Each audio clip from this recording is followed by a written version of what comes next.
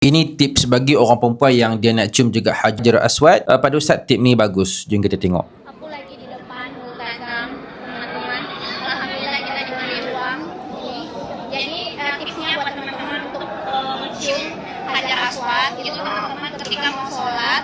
Jadi orang-orang tuh bikin begini ya, bikin saf. Jadi kita yang wanita enak mau masuk. Jadi ini kita buang di depan multazam.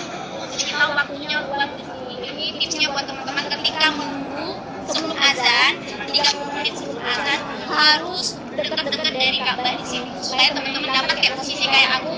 Nanti kalau udah setelah azan kita yang perempuan disuruh untuk satu-satu mencium Hajar Aswad. Tipsnya kayak gitu guys. Okey.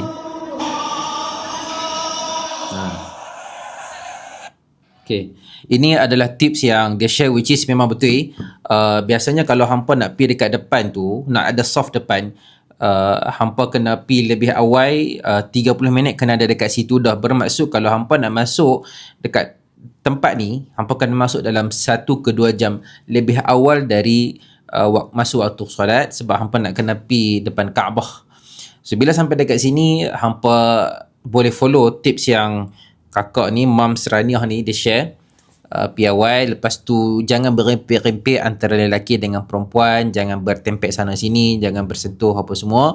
Ada space, apa boleh cium, tak ada masalah. Asal cium Hajarul Aswad adalah sunnah, dan maksudnya sunat. Tapi kalau kita terpaksa irtikabul macam bagi sakit orang, terbuka aurat, bersentuh lelaki perempuan, apa lagi, dan hal-hal yang macam ni, maka tidak lagi disunatkan dah, sebab keadaan tidak mengizinkan. Tapi kalau hampa tak kena bersentuh, ada space macam ni, disunat. Hampa boleh try. Siapa pernah try benda ni, cuba hampa komen dan share pengalaman hampa. Ustaz nak baca tengok betul tak tips ni menjadi.